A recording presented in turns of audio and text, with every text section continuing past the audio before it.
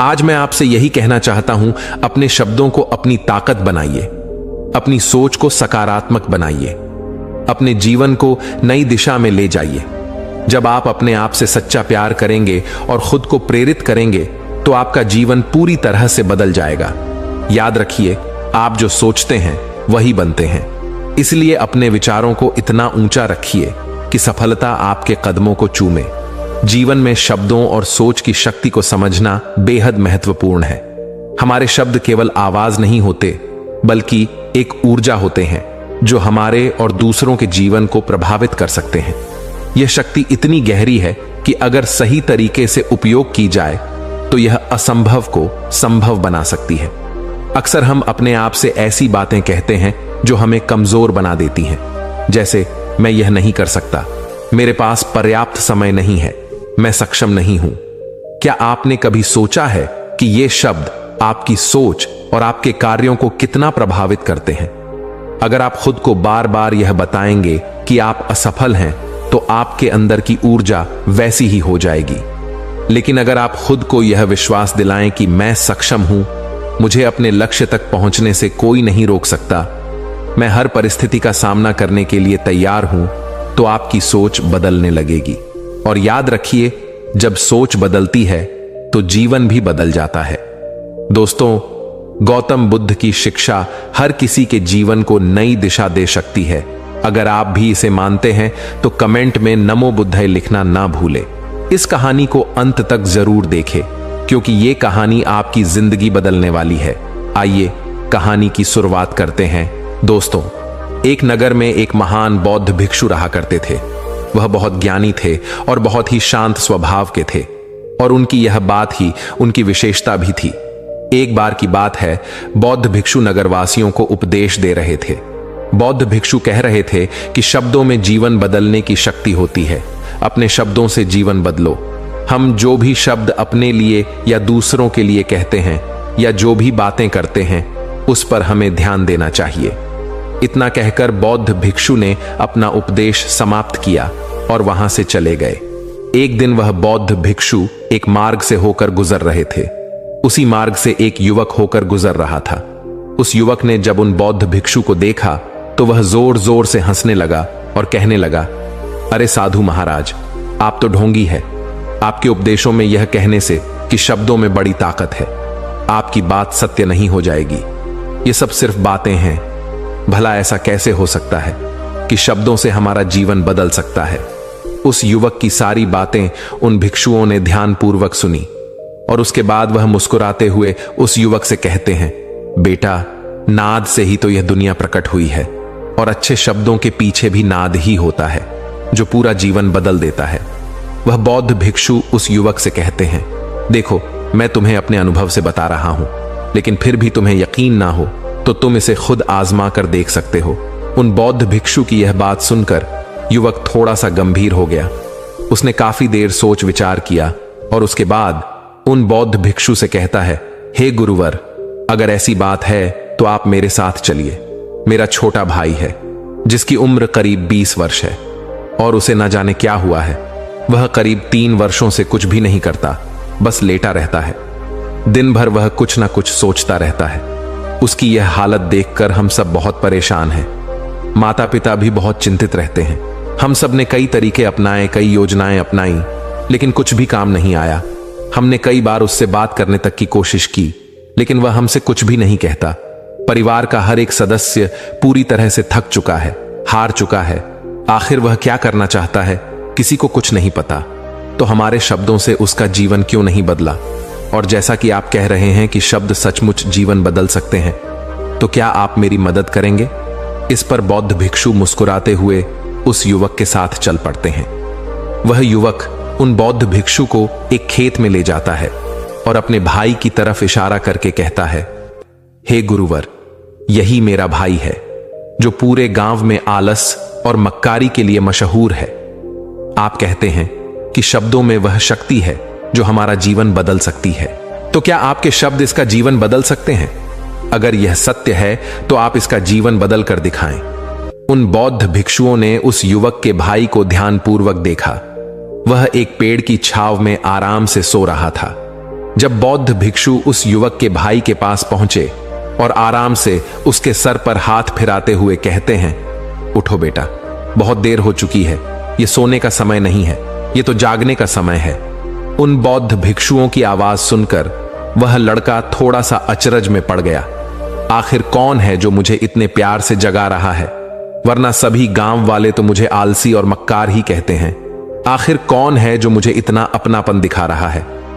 उसने आंखें खोली और आंखें मलते हुए उसने पूछा, हे गुरुवर, आप कौन हैं और यहां क्यों आए हैं? इस पर बौद्ध भिक्षु उस युवक से कहते हैं, बेटा, यह प्रश्न तो मैं तुमसे करना चाहता हूं। तुम कौन हो, यही तो तुम्हें जानने की आवश्यकता है।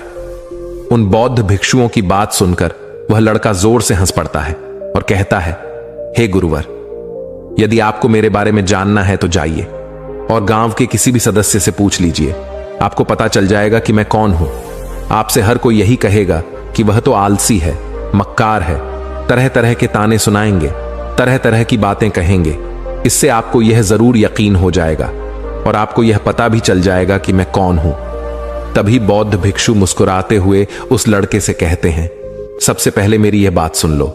मेहनती इंसान के खुद के शब्द उसे अंदर तक चोट पहुंचाते हैं, इसलिए कभी भी अपने आप को कोसो मत, अपने शब्दों को सुधारो। और मेरी यह दूसरी बात भी सुन लो, मैंने उन गांव वालों से नहीं पूछा कि तुम कौन हो, मैं तुमसे पूछ रहा हूं कि तुम कौन हो, लेकिन तुमने तो अपनी आदतें मुझे बताई। आलस तुम्हारी पहचान नहीं, तुम्हारी आदत हो सकती है और इंसान नहीं, उनकी आदतें खराब होती हैं। इसलिए बेटा, तुम आलसी और मक्कार नहीं हो, यह तो तुम्हारी आदत है। बस इतनी सी बात है जो गांव वाले नहीं समझ सकते। यह सारी बातें सुनकर वह लड़का थोड़ा सा आश्चर्यचकित रह गया, क्योंकि गांव वाले हमेशा उसे मक्कार, आलसी और तरह तरह के ताने ही सुनाया करते थे। उन बौद्ध भिक्षुओं की यह बात सुनकर उस लड़के की आंखों में आंसू आ गए। वह तुरंत ही दोनों हाथ जोड़कर उन बौद्ध भिक्षु के चरणों में गिर पड़ा और उनसे कहने लगा, आप सत्य कहते हैं, यह मेरी आदत ही है और मैं इस आदत से बहुत परेशान हूं। मैंने बहुत कोशिशें भी की, लाख उपाय किए, लेकिन मैं अपनी इस आदत से छुटकारा ना पा सका। इन आदतों से बाहर आना बहुत कठिन है। मैंने कई बार आलस छोड़ने का प्रयास तक किया, पूरी कोशिश भी की, लेकिन कोई लाभ नहीं हुआ। मैं जब भी कोई कार्य करने की कोशिश करता हूं तो पता नहीं क्यों मेरा मन कहीं और भागने लगता है, मेरा दिमाग किसी और दिशा में काम करने लगता है और मैं उस काम पर ध्यान ही नहीं दे पाता। मैं क्या करूं, कैसे करूं, मुझे कुछ भी समझ नहीं आता। जब भी मैं किताबें पढ़ने की कोशिश करता हूं तो मुझे नींद आने लगती है। मन में एक अजीब सा दर्द महसूस होता है, ऐसा लगता है कि मेरा जीवन यूं ही व्यर्थ जा रहा है। और जब मैं इस दर्द को बर्दाश्त नहीं कर पाता तो मैं सो जाता हूं, ताकि जब मैं उठूं तो मुझे दर्द ना महसूस हो। और अब तो मुझे यह भी यकीन हो चुका है कि मैं इन आदतों से नहीं निकल सकता, ये आदतें मुझे नहीं छोड़ने वाली। इस पर बौद्ध भिक्षु उस लड़के से कहते हैं, बेटा, यदि तुम इस आलस की आदत को छोड़ना चाहते हो तो मैं तुम्हें एक सही उपाय बता सकता हूं, लेकिन उसके लिए तुम्हें कल सुबह मुझे मिलना होगा, तभी वह तरीका मैं तुम्हें बताऊंगा। यदि तुम उस तरीके को सीखना चाहते हो तो कल सुबह मेरे पास चले आना। इतना कहकर बौद्ध भिक्षु वहां से चले गए, लेकिन उन बौद्ध भिक्षु की सारी बातें उस लड़के के कानों में गूंज रही थीं। वह यह समझ नहीं पा रहा था कि आखिर वह बौद्ध भिक्षु उसे कौन सा मार्ग दिखाने वाले हैं। वह ऐसा कौन सा उपाय बता देंगे जिससे उसके जीवन से आलस्य हमेशा हमेशा के लिए खत्म हो जाएगा। देखते ही देखते रात हो गई। रात भर वह अपने बिस्तर पर करवट लेता रहा और उन बौद्ध भिक्षु की बातों के बारे में सोचता रहा। इसी प्रकार देखते ही देखते सुबह हो गई और वह लड़का उन बौद्ध भिक्षुओं के पास जा पहुंचा। वह लड़का उन बौद्ध भिक्षु को प्रणाम करता है और कहता है, गुरुवर, जैसा कि आपने कहा था, लीजिए मैं आ गया। अब मुझे वह मार्ग बता दीजिए जिसे मैं अपने जीवन से इस आलस्य को निकाल सकता हूं। तभी बौद्ध भिक्षु उस लड़के से कहते हैं, बेटा, जब भी तुम्हारा मन दुविधा में हो, तुम निर्णय ना ले पा रहे हो और तुम्हारे मन में तरह तरह के प्रश्न उठ रहे हो कि मैं क्या करूं, कैसे करूं, इसका कार्य को पूर्ण कैसे करूं, यह सब कैसे होगा, तब तुम वास्तविकता में अपने अतीत से सोच रहे हो कि पिछली बार तुम्हारे ऐसा करने पर क्या हुआ या अतीत में तुमसे लोगों ने क्या कहा था। तो आज से कभी भी अपने अतीत से नहीं बल्कि भविष्य से सोचो। इस पर लड़का कहता है, भविष्य से वह भला कैसे? तभी बौद्ध भिक्षु उस लड़के से कहते हैं, मान लो कि तुम्हें आज किसी भी चीज की कमी नहीं है। तुम्हारे पास वह हर चीज है जो तुम चाहते हो, वह सारी सुख सुविधाएं हैं। तो अब बताओ तुम अपना जीवन कैसे व्यतीत करना चाहोगे? उन बौद्ध भिक्षु की यह बात सुनकर वह लड़का कुछ देर के लिए सोच में पड़ गया, क्योंकि आज तक उसने सभी गांव वालों के केवल ताने ही सुने थे। किसी ने भी आज तक उसके जीवन के बारे में उससे ऐसी बात नहीं की थी, और वह गुरुवर उसे आने वाले भविष्य के बारे में उससे बातें कर रहे थे। उन बौद्ध भिक्षु की यह बात सुनकर वह लड़का खुद से प्रश्न करने लग गया कि अगर मेरे पास सब कुछ होगा, धन की कोई कमी नहीं होगी और सारी सुख सुविधाएं होंगी, तो मैं अपना जीवन कैसे व्यतीत करूंगा? कुछ देर सोच विचार करने के बाद वह उन बौद्ध भिक्षु से कहता है, गुरुवर, मैं यह दुनिया घूमना चाहूंगा, पहाड़ों पर चढ़ना चाहूंगा, समुद्र की रेत पर चलना चाहूंगा और मैं एक बहुत बड़ा व्यापारी बनना चाहूंगा। तभी अचानक उस लड़के का ध्यान टूट गया और वह उन बौद्ध भिक्षु से कहता है, परंतु हे गुरुवर, यह सब कैसे संभव होगा? केवल मेरी मात्र सोच लेने से तो यह सब पूरा नहीं होने वाला। उसके ऐसा कहते ही उसके अतीत में बीती हुई सारी घटनाएं उसकी आंखों के सामने से गुजरने लगीं और वह एक बार फिर से निराश होने लगा। और अब वह यह सोचने लगा कि मेरे पास तो पैसे ही नहीं है, तो मैं भला व्यापार कैसे कर सकता हूं? ना ही मेरे पास व्यापार का कोई अनुभव है। ऐसी स्थिति में मैं भला यहां से कैसे निकल सकता हूं? उस लड़के के इस प्रश्न का जवाब देते हुए वह बौद्ध भिक्षु उस लड़के से कहते हैं, बेटे, हर रात में सोने से पहले तुम हर दिन अपना लक्ष्य एक कागज पर लिखो और सुबह उठकर सबसे पहले उस लक्ष्य को देखो और सोचो कि उस लक्ष्य को पाने के लिए तुम आज क्या कर सकते हो, और जो भी तुमने उस कागज पर लिखा होगा उस कार्य को उसी दिन पूरा करने की हर मुमकिन कोशिश करो। इस पर वह लड़का कहता है, ठीक है, आप सच कह रहे हैं, लेकिन जब मैं बहुत सोचने लगता हूं तो मेरा मन बेचैन होने लगता है और मन में तरह तरह के विचार उठने लगते हैं, और इन विचारों को शांत करने के लिए मैं सो जाता हूं ताकि वह विचार मुझे परेशान न करे। उस लड़के की समस्या का समाधान करते हुए वह बौद्ध भिक्षु उस लड़के से कहते हैं, बेटा, अंतर्मन की चाल को पकड़ो और शब्दों की मदद से नया भविष्य बनाओ। तभी लड़का कहता है, हे गुरुवर, आप क्या कहना चाहते हैं? मैं आपकी बात समझ नहीं पा रहा। इस पर बौद्ध भिक्षु मुस्कुराते हुए कहते हैं, बेटा, कैसे होगा? यह जो सवाल है, यह सवाल नहीं, बल्कि एक डर है जो तुम्हारे अंतर्मन में बैठा हुआ है, जो तुम्हें अगला कदम लेने से रोक रहा है, तुम्हें कदम आगे बढ़ाने से रोक रहा है। यदि तुम वास्तविकता देखो तो किसी को भी नहीं पता होता कि वह कार्य कैसे होगा, लेकिन एक इंसान जब दृढ़ निश्चय कर लेता है तो वह अपने उद्देश्य को सामने रखकर लगातार प्रयास करता रहता है और वह अपनी सफलता प्राप्त कर ही लेता। तभी वह लड़का उन बौद्ध भिक्षु से कहता है कि हे गुरुवर, अगर ऐसी बात है तो मन में बार बार चिंता क्यों होती है? मन बार बार बेचैन क्यों हो उठता है?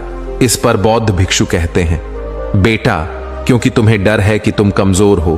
तुम्हारे अंतर्मन में बैठा है कि तुम में कुछ कमी है, तुम किसी काम के नहीं हो, और यही कारण है कि तुम कोशिश करने से डरते हो, क्योंकि तुम्हारा अंतर्मन हमेशा तुम्हें रोकता रहता है। जब भी तुम कोई कार्य शुरू करना चाहते हो, तुम्हारा मन तुमसे पहले कह देता है, इससे आगे मत बढ़ना, अन्यथा तुम हार जाओगे, और इसी कारण तुम्हें चिंता होने लगती है, तुम्हारा मन बेचैन होने लगता है। तभी वह लड़का कहता है, गुरुदेव, आपने जो कुछ भी कहा वह बिल्कुल सत्य है, लेकिन अब आप ही मुझे बताइए कि मैं इस परेशानी से बाहर कैसे निकलूं। इसका जवाब देते हुए वह बौद्ध भिक्षु उस लड़के से कहते हैं, बेटा, इस समस्या का समाधान बहुत ही आसान और सरल है। तुमने देखा होगा कि अक्सर ही हम अपने आप को दोष देते रहते हैं, अपने आप को तरह तरह के अपशब्द कहते रहते हैं, जो हमारे अंतर्मन में जाकर बैठ जाते हैं और वहीं हमें आगे बढ़ने से रोकते हैं। और इन शब्दों का हम पर बहुत गहरा प्रभाव भी पड़ता है, क्योंकि जैसा हम खुद से कहते हैं, जैसा हम पूरी भावनाओं के साथ सोचते हैं, हम वैसा ही बनते चले जाते हैं। इसीलिए यदि तुम खुद को बदलना चाहते हो तो कि तुम भी काबिल बन सको, तो तुम्हें अपने अंतर्मन को नए संदेश देने की जरूरत है। जैसे कि मेरे शरीर का हर एक कण, हर एक हिस्सा, हर एक विचार शांति और ऊर्जा से भरा हुआ है, मैं दृढ़ संकल्प और आत्मविश्वास के साथ हर दिन के लक्ष्यों को पूरा करता हूं। मैं अपनी कमजोरी को अभ्यास में बदलता हूं, चिंता को ध्यान में बदलता हूं। मैं उत्साह और ऊर्जा से भरा हुआ हूं, लगातार अपने लक्ष्यों पर काम करता हूं। ऐसे शब्द जब तुम खुद से कहोगे तो तुम शक्तिशाली महसूस करने लगोगे और तुम्हारी सारी चिंताएं खत्म होने लगेंगी, क्योंकि यही शब्दों की ताकत है। वह तुम वही बना देंगे जो तुम खुद से कहोगे। तुम जितनी भावना के साथ यह वाक्य बोलते हो, उसे महसूस करते हो, उतनी ही भावनाओं से यह शब्द तुम पर असर करना शुरू कर देंगे। धीरे धीरे यह शब्द तुम्हारे मन और व्यक्तित्व की सोच का हिस्सा बन जाएंगे। लेकिन मेरी एक बात याद रखना कि तुम्हारा अतर्मन इतनी आसानी से नहीं मानने वाला। जब तुम आगे बढ़ो तो मौका मिलते ही वह तुम्हें पीछे खींचेगा। तुम्हारे अतीत के बीते हुए सारे कड़वे अनुभव तुम्हें याद दिलाएगा, ताकि तुम डर जाओ और एक बार फिर से अपने लक्ष्य का पीछा करना छोड़ दो। लेकिन तुम्हें इसकी चिंता नहीं करनी है। उन सकारात्मक शब्दों के कारण तुम्हारा मन सकारात्मक विचारों को स्वीकार करने लगेगा। आगे वह बौद्ध भिक्षु उस लड़के को चेतावनी देते हुए कहते हैं, मेरी एक बात और याद रखना कि तुम्हारा ध्यान आलस्य पर नहीं होना चाहिए। अर्थात तुम्हें कभी आलस्य नहीं मिटाना, बल्कि तुम्हें एक नए भविष्य का निर्माण करना है, एक नए व्यक्तित्व का निर्माण करना है। तुम्हारा पूरा ध्यान केवल इस पर ही होना चाहिए। उन बौद्ध भिक्षुओं की बात सुनकर लड़का कहता है, ठीक है गुरुवर, आप जैसा कहते हैं मैं वैसा ही करूंगा। तभी वह बौद्ध भिक्षु उस लड़के से कहते हैं, बेटा अभी तो मैं इस गांव से जा रहा हूं, लेकिन कुछ सालों के बाद मैं वापस आऊंगा। इतना कहकर बौद्ध भिक्षु वहां से चले गए और वह लड़का अपने घर लौट गया। लेकिन अब उस लड़के के मन में तरह तरह के विचार चल रहे थे। वह लड़का यह सोच रहा था कि अगर मैं अपनी मनपसंद जिंदगी जीने लगूंगा, अगर मैं दुनिया घूमने लगा, नए लोगों से मिलने लगा और अपनी पसंद का काम करने लगा, तो मेरी जिंदगी कैसी होगी। उस बात को ध्यान करके उसने एक कागज पर अपना लक्ष्य लिखा और लिखकर सो गया। अगली सुबह जब उसकी आंखें खुली तो उसने उस पेपर पर लिखा हुआ लक्ष्य एक बार दोहराया। उसके बाद वह कुछ देर के लिए शांत हो गया। तभी उसे उन बौद्ध भिक्षु की बात याद आई कि तुम अपने लक्ष्य के लिए आज क्या कर सकते हो। उसने खुद से सवाल किया कि मैं आज अपने इस लक्ष्य को प्राप्त करने के लिए क्या कर सकता हूं। तभी उसे एक बार फिर से उस पेपर की तरफ ध्यान दिया। उस पेपर पर लिखा था कि मैं बाजार जाता हूं और लोग व्यापार करने की कौन सी चीजें, कौन से सामान लेकर आते हैं। मैं उन चीजों को देखता, उन चीजों को पता करता और पढ़ने के बाद तुरंत ही बाजार चला गया। वह अलग अलग दुकानों पर बैठा उन्हें देखा, लेकिन उसे कुछ समझ नहीं आ रहा था, क्योंकि लोग अलग अलग व्यापार कर रहे थे, अलग अलग तरह की चीजें और सामान ले रहे थे और किसी ने उसकी कोई मदद नहीं की। वह बहुत उदास हो गया और निराश होकर वापस घर लौट आया। तभी उस लड़के को उन बौद्ध भिक्षु की एक और बात याद आई। शब्दों में बहुत ताकत है और शब्द हमारा जीवन बदल सकते हैं। उसे वह सकारात्मक विचार याद आए। वह उन्हें सुबह शाम दोहराने लगा और अब से वह हर दिन ऐसा ही करता। देखते ही देखते 1 महीना बीत चुका था, लेकिन अब तक उसके जीवन में कोई बदलाव नहीं आया था। अब वह लड़का यह सोचकर निराश होने लगा था कि उसके जीवन में तो कुछ भी परिवर्तन नहीं हो रहा। लेकिन 1 महीने के बाद उसे महसूस हो रहा था कि वह पहले से अच्छा महसूस कर रहा है। उसका दिमाग अब अच्छी तरह से सोच पा रहा है। वह पहले से ज्यादा चलने फिरने लगा है। धीरे धीरे उसे समझ में आने लगा कि जो लोग आगे बढ़ते हैं, महान काम करते हैं, उनकी सोच में कितना अंतर होता है। वे लोग हमेशा शक्तिशाली विचार सोचते हैं। दूसरों की छोटी सोच और डर से वह कभी प्रभावित नहीं होते। जब भी उनके सामने कोई मुश्किल आन पड़ती तो वह घबराते नहीं, बल्कि उस समस्या का समाधान निकालते हैं। इस समस्या के समाधान पर ध्यान केंद्रित करते हैं और ना ही वह कभी किसी का इंतजार करते हैं। वह केवल खुद पर विश्वास करते हैं और तुरंत ही कदम आगे बढ़ाते हैं। जब उस लड़के को यह सारी बातें समझ में आने लगीं, तो उसने भी धीरे धीरे अपने कदम आगे बढ़ाने शुरू किए। उसने बिल्कुल वैसा ही व्यवहार करना शुरू किया। अब से वह कभी खाली नहीं बैठता था। जब भी उसका काम मन करता, वह बाजार जाता और लोगों के बारे में जानता समझता कि वह किस प्रकार व्यापार कर रहे, कौन से चीजें खरीद रहे हैं और किन चीजों पर उन्हें लाभ हो रहा है और जब उसका मन करता तो अपने पिता की मदद भी करता था। वह अपने पिता के साथ मंडी में जाता, वहां पर जाकर मोल भाव करता, हमेशा कुछ ना कुछ सीखने में ही जुटा रहता है। तभी एक दिन गांव में एक मसाले का व्यापारी आया। उसे कुछ पढ़े लिखे नौजवान की जरूरत थी जो माल की गिनती कर सके और हिसाब रखने का काम कर सके। वह लड़का अपने लक्ष्य को जानता था कि उसे क्या पाना है। उसे समझ में आ गया था कि इस काम से उसे बहुत कुछ सीखने को मिलेगा। बेहिचक उस सेठ के पास पहुंच गया। वह जानता था कि उसे उस काम के बहुत कम पैसे मिलेंगे, लेकिन फिर भी वह उस काम को करने के लिए तैयार था। अब उस लड़के की सोच पूरी तरह से बदल चुकी थी। अब वह बाकी लोगों की तरह नहीं सोचता था, बहुत ईमानदार और समझदारी से काम करता था। देखते ही देखते करीब 3 महीने बीत गए और अब व्यापारी यह समझ चुका था कि नौजवान बहुत ही समझदार है और वह उसे व्यापार में बहुत मदद करता है।